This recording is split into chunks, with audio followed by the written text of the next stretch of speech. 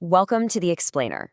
Today, we are talking about gold, but probably not in the way you're used to thinking about it. We're going to go way beyond bank vaults and fancy jewelry to explore a vision where gold isn't just a shiny metal, but a critical part of the universe's own life support system. So let me just start by asking you a really simple question. When you think of the word gold, what's the first thing that pops into your head? For most of us, right, it probably conjures up images of wealth, maybe incredible beauty, or its long history as money. Exactly. I mean, our modern world pretty much defines gold by its material value. It's all about wealth. It's about the status it gives you, and it represents a certain kind of power, both political and economic. It's something you own, something you show off, something you trade. But what if I told you there's another way to see it? A perspective where gold isn't just some inert metal dug out of the ground, but a conscious, living component of life itself. Think of it as an essential piece of technology for keeping the entire cosmos in balance. Okay, let's dive into that. Our story here really starts with an environmental anthropologist named Falk Parra. Now, for over a decade, he's been working with the Kogi people.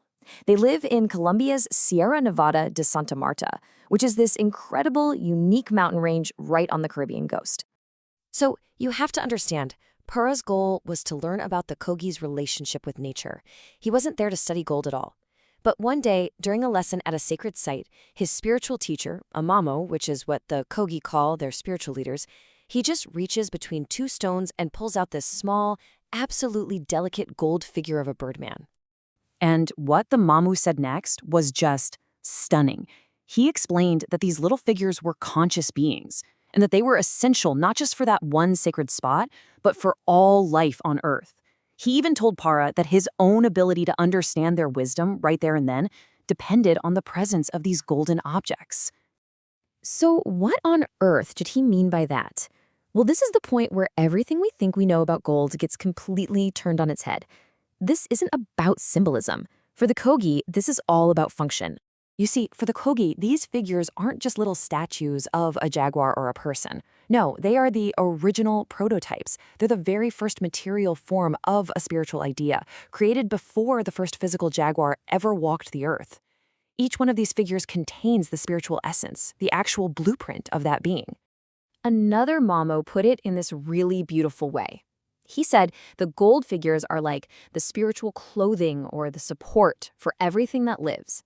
They literally hold the essence and origin of all the elements of nature, and that's what gives them strength and allows them to exist here in our physical world.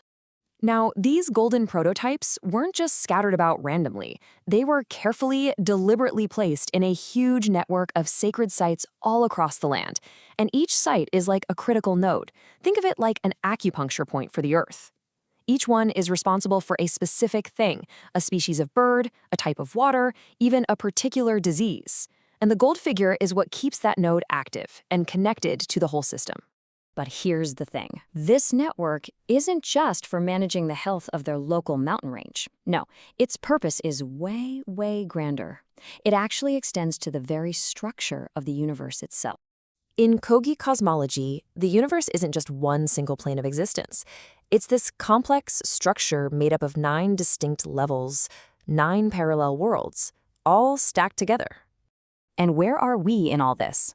Well, our physical reality, the world we can see and touch and measure, it only exists on the 5th level. We're right in the middle of this whole cosmic structure.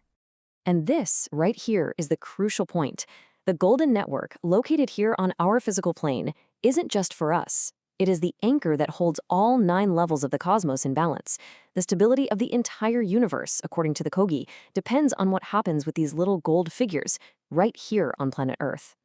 Gold also plays this incredible mediating role. It's seen as the physical form of the sun's masculine, fertilizing energy here on Earth. So it acts as a kind of bridge between the sun's light and heat and the Earth's feminine, receptive body, which is fundamentally tied to water, the source of all life. Gold connects these huge cosmic forces. Okay, so if gold is this crucial piece of a cosmic life support system, something designed to maintain ecological and universal balance, what happens when we just extract it from the ground? You know, the mamas don't describe this with technical jargon.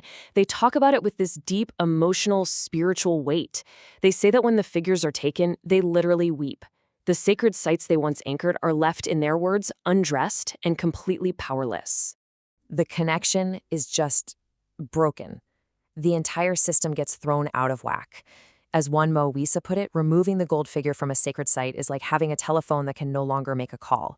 The line to the spiritual source of life, to that universal consciousness, is just severed. And the consequences of this disconnection are, well, catastrophic. The Mamos rituals, which are meant to keep everything in balance, they stop working.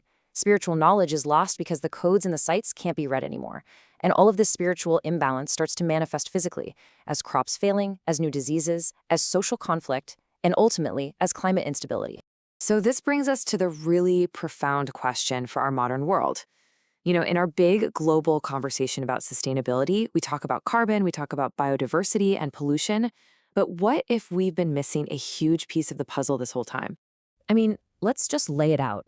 From our perspective, gold comes from a geological process, its value is almost entirely economic, and its function is to show off wealth. Extracting it is just an industry, a way to make a profit. But from the Kogi perspective, its origin is a spiritual creation by non-human beings. Its value is ecological and foundational. Its function is to keep a living cosmic system running. And so extraction isn't an industry. It's a devastating act of disconnection that threatens to unravel the very fabric of existence. And this isn't just some interesting cultural belief they have. For them, it is a fundamental law of how the universe works. We value gold for what it can buy. They value it for its ability to keep everything alive. That is a completely different paradigm, and it has enormous consequences for how we live on this planet. And so that leaves us with a final, really thought-provoking question. In our desperate search for all these technological and political solutions to our environmental crisis, have we completely overlooked a crucial spiritual and ecological element? Could listening to this ancient understanding of gold actually be a key to building a truly sustainable future?